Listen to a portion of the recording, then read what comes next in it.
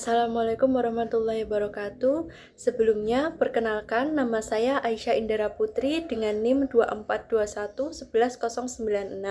Di sini saya akan mempresentasikan materi tentang jenis-jenis bank dan perbedaan jenis-jenis kantor bank, guna untuk memenuhi tugas mata kuliah ilmu ekonomi dan perbankan. Langsung saja ke materi.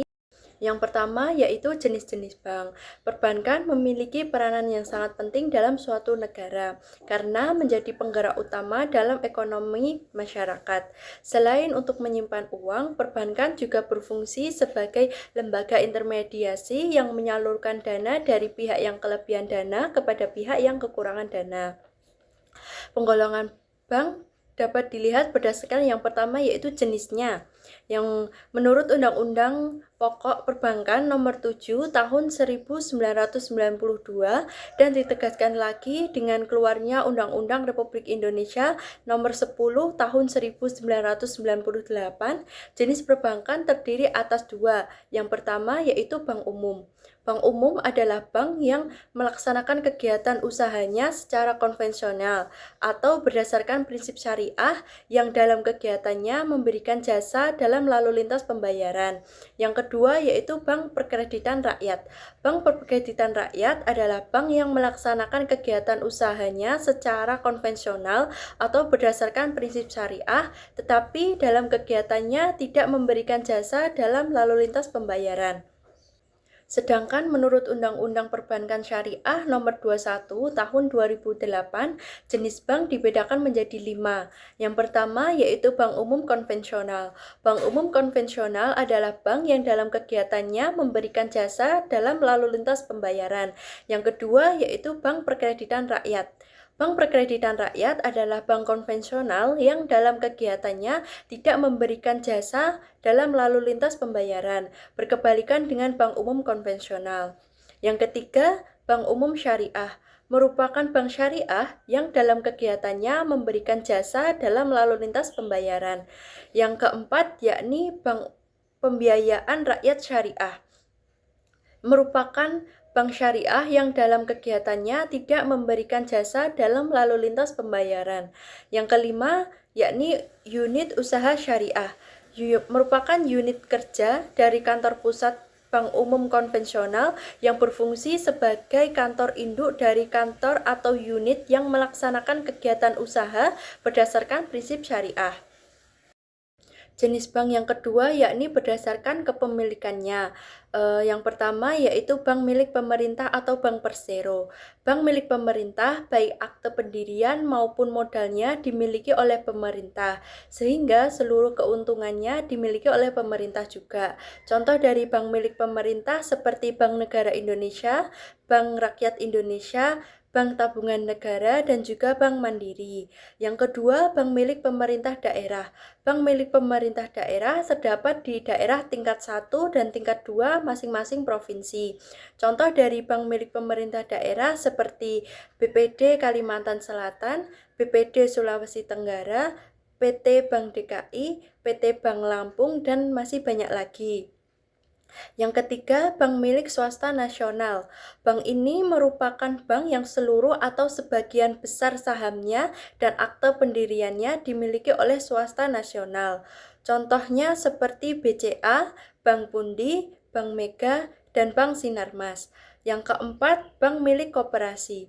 Bank milik koperasi merupakan bank yang sahamnya dimiliki oleh perusahaan yang berbadan hukum koperasi. Contohnya seperti Bank Bukopin.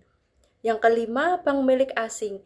Bank milik asing merupakan cabang dari bank yang ada di luar negeri, bank milik swasta asing ataupun pemerintah asing suatu negara.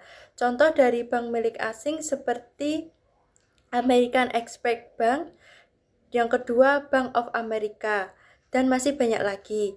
Yang selanjutnya adalah bank milik campuran. Bank milik campuran adalah bank yang sahamnya dimiliki oleh pihak asing dan juga pihak swasta nasional.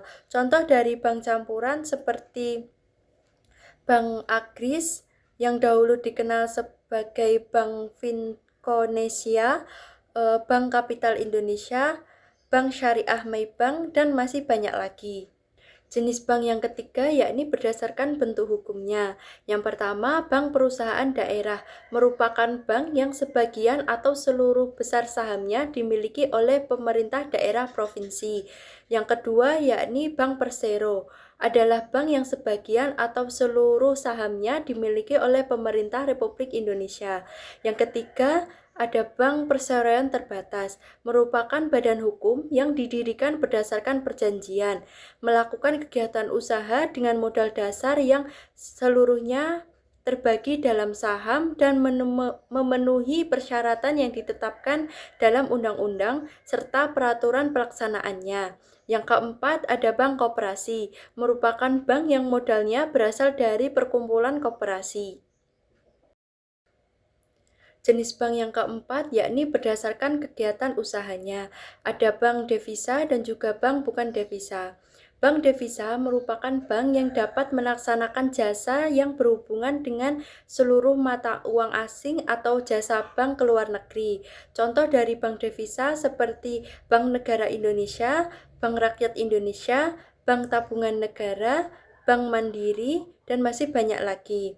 Yang selanjutnya, bank bukan devisa merupakan bank yang belum mempunyai izin untuk melaksanakan transaksi sebagai bank devisa, sehingga tidak dapat melaksanakan transaksi seperti halnya bank devisa. Contoh dari bank bukan devisa seperti Anglo-Mas International Bank, Bank Artos Indonesia, dan masih banyak lagi. Jenis bank yang kelima yakni berdasarkan pembayaran imbalan. Yang pertama, bank berdasarkan pembayaran bunga.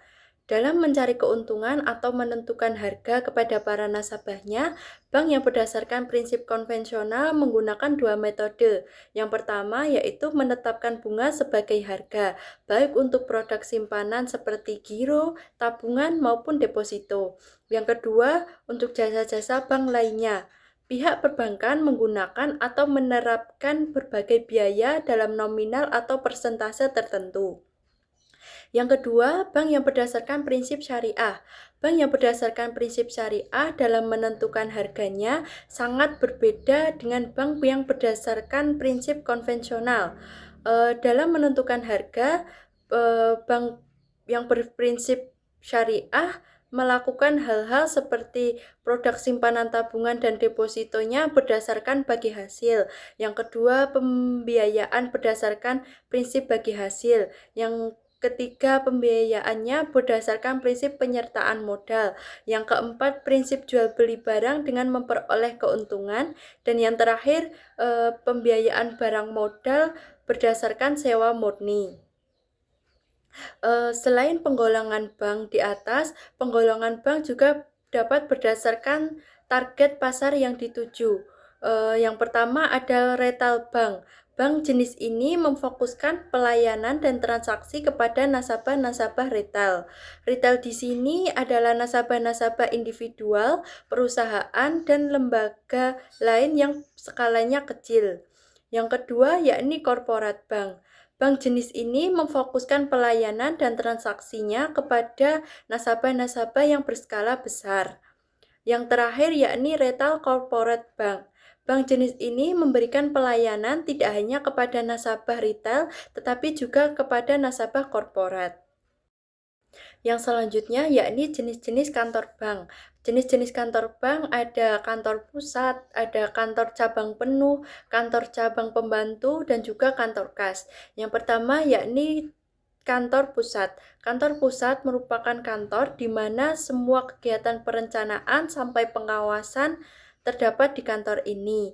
Setiap bank memiliki satu kantor pusat, dan kantor pusat tidak melakukan kegiatan operasional sebagaimana kantor bank lainnya, akan tetapi mengendalikan jalannya kebijakan kantor pusat terhadap cabang-cabangnya. Yang kedua, ada kantor cabang penuh. Kantor cabang penuh merupakan salah satu kantor cabang yang memberikan jasa bank paling lengkap.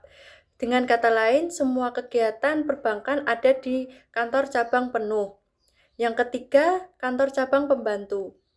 Kantor cabang pembantu merupakan kantor cabang yang berada di bawah kantor cabang penuh. Dan kegiatan jasa bank yang dilayani hanya sebagian dari kantor cabang penuh.